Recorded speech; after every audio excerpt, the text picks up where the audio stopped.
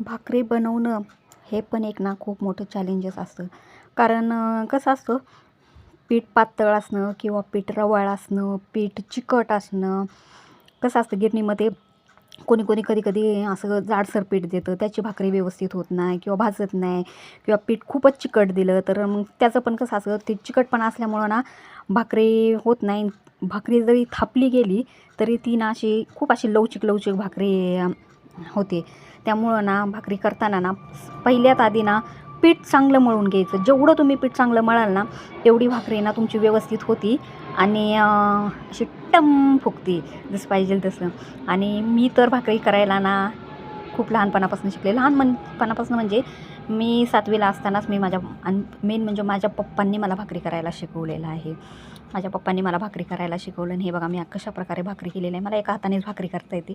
असं 2-2 हाताने असं थापून मला नाही करताच येत नाही ते. आणि काय कशी करतात, एका हातावर घेतात अशी तव्यात टाकतात. ते मात्र मला जमत नाही. मला 2 हाताने तव्यावर टाकायला लागते. आणि हे बघा कशी अशी पातळ मस्तपैकी भाकर झालेली आहे. आणि भाकरी सुगरण तीच जिची भाकरी टम फुगते ती.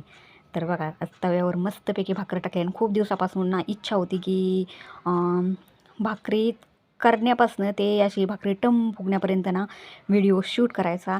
पण ज्या टायमाला मी भाकरी करायचे, आमच्यात तर शक्यतो सकाळची भाकरी खात नाही, चपात्याच असतात. संध्याकाळी मी भाकरी करायला घेतले की माझा फोन माझ्या मुलाकडं असायचा. त्यामुळं मला कधी शूट करणं झालंच नाही. पण तरी पण टाईमात टाईम काढून व्हिडिओ शूट केलेला आहे. आणि हे बघा कशी माझी भाकरी भाजत आहे. नक्की कमेंट करून मला सांगा कशी झालेली आहे माझी भाकरी.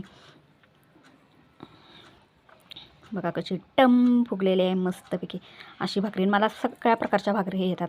मकाची भाकरी येते, ज्वारीची भाकरी, बाजरीची भाकरी आणि मस्तपैकी अशा माझ्या टम फुगतात भाकरी. कधीतरी जर मक्याचं पीठ असेल ना तर त्याचीसुद्धा मी तुम्हाला भाकरी करून दाखवल. बाजरीची पण दाखवल करून. बाजरीची तर लय भारी होती. आणि त्यात मीठ जर टाकलं ना तर बाजरीची भाकरी लय चविष्ट लागते. तर बघा अशा प्रकारे माझ्या हा भाकरीचा व्हिडिओ आवडला असेल तर लाईक करा. भेटूया पुढच्या व्हिडिओमध्ये.